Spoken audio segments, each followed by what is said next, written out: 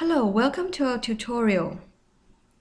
This tutorial is for English as a second language permanent residents who are preparing for their Canadian citizenship test.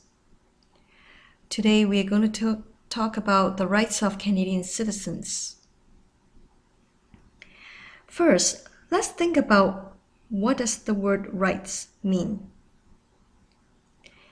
It means privileges, or you are allowed to, or it is an entitlement. For example, in Canada, our children have the privilege of going to school for free.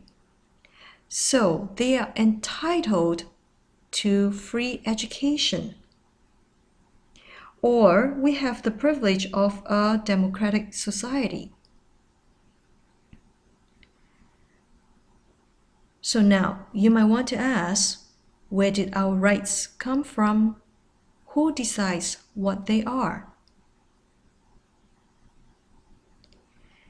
They came from our history and they are supported by Canadian law. So let's think about where did Canadian law come from and who wrote these laws. Actually, Canadian law came from several sources. There are laws passed by Parliament. Some of them are from provincial legislatures, and some of them are passed down from English common law. Some of them are the Civil Code of France. Now, this Civil Code of France, if we want to put it in a simple term to understand it better, basically, it is a set of law that govern the country of France, and it was enacted by Napoleon I in 1804.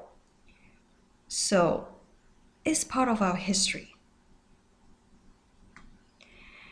And also, our Canadian law came from the unwritten constitution passed down from Great Britain. Let's look at some of the sources where our rights came from. The first one is the Magna Carta. It was signed in 1215 in England. It was an agreement between King John and his barons. The word barons is the same as lord, nobleman, or wealthy landlords. Now, this agreement laid out that the king wouldn't abuse his power over his people. And it was an important document during that time because it guarantees individuals certain freedoms. And it is also referred as the Great Charter of Freedoms. The first freedom it guaranteed was freedom of conscience and religion. This means that each individual has the right to choose the right from wrong. They have their freedom to make the choice. And also, each individual is guaranteed freedom of thoughts, beliefs, ideas, their speech, and their writing. We are also guaranteed the freedom of peaceful meetings. The word peaceful means no fighting, no violence.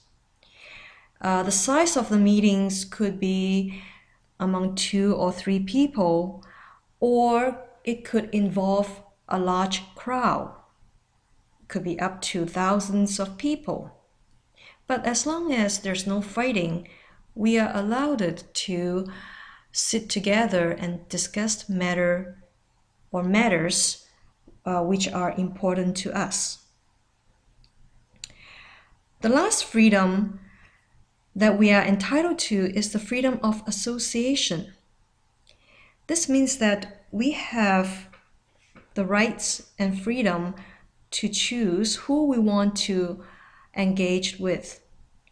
For example, we have the freedom to meet different people and be friends with them.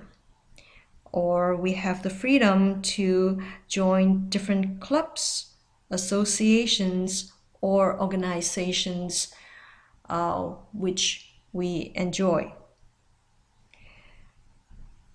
So therefore, these are the 4 freedoms that now Canadians are still enjoying. The second source where our rights came from is the habeas corpus. Basically, it means that each citizen has the right to question or to challenge the authority when being kept in prison or when being charged.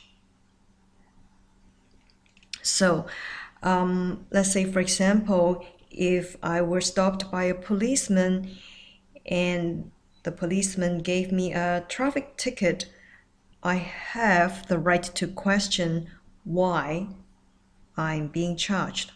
Okay. Now, this right originated in the English legal system. It is important because it safeguards our individual freedom and rights. Now, the last source that we would like to mention is the amended Constitution of Canada. The Constitution of Canada was changed in 1982. Now, the major change was the Canadian Charter of Rights and Freedoms was included in the Constitution. Now, among those rights and freedoms, the most important ones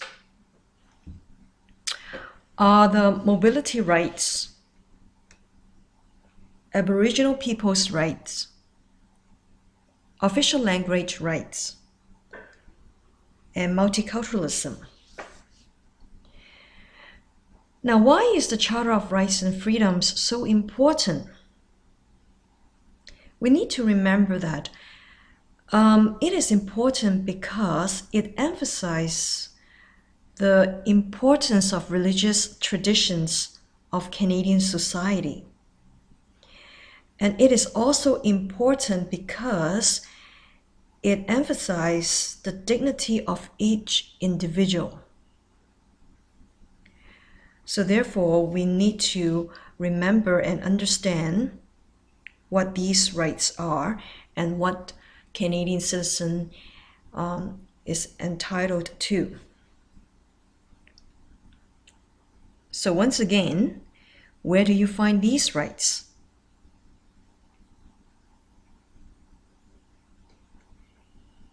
They are written in the Canadian Charter of Rights and Freedom. Now let's look at all the rights closer. The first one is the mobility rights. The word mobility, okay, so let's think about being mobile.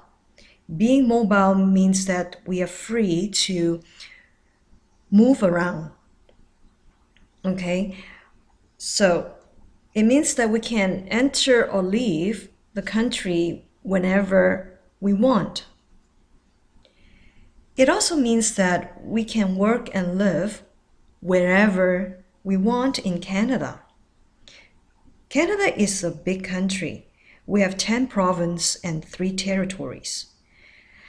So being a Canadian citizen, we do have the rights and freedoms to locate at a province that we like. And we also have the rights to apply for a passport. Now, having the passport enables us to enter and leave the country whenever we want. So this is our mobility rights. The next one is the Aboriginal people's rights. Now, it is believed that they are the first one who landed in Canada. And they already had their own traditions and culture established before European settlers moved in. So, which means that within the Constitution, we respect and make no change on the Aboriginal people's rights. And their rights and freedoms and cultures are respected and honored in the Parliament.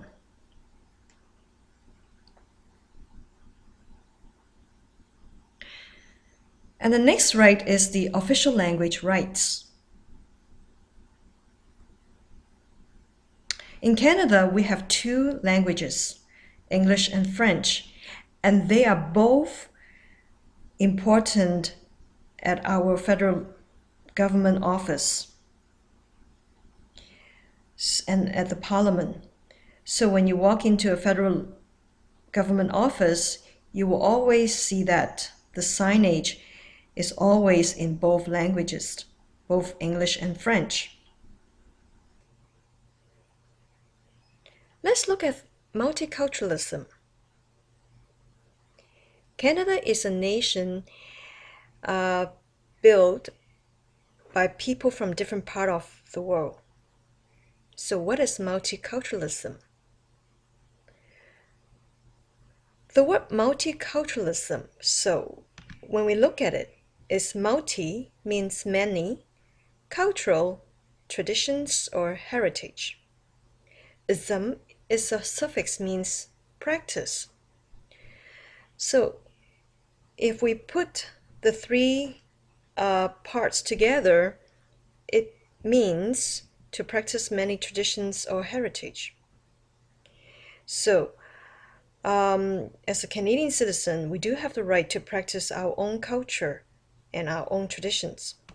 And also we are expected to respect and celebrate different cultures and traditions.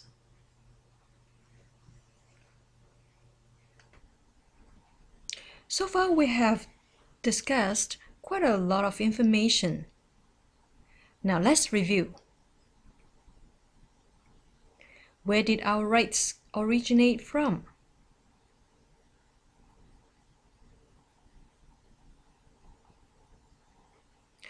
They are originated from our history.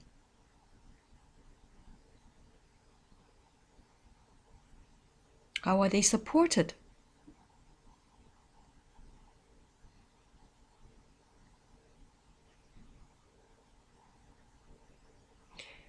They are supported by Canadian law.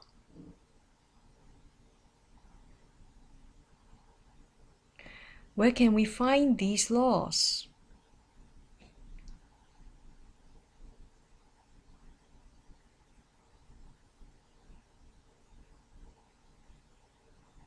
They are written in the Constitution.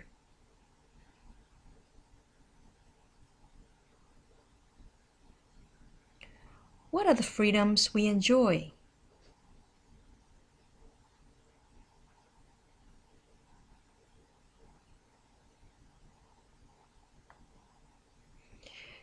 We enjoy freedom of conscience, freedom of thoughts, freedom of peaceful meetings, and freedom of association.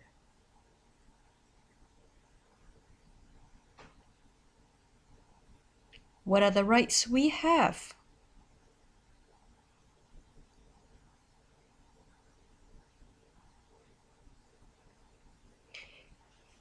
We have mobility rights, Aboriginal people's rights, official language rights, and multiculturalism.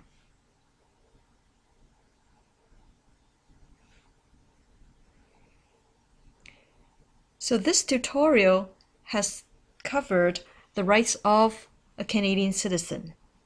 Thank you for watching.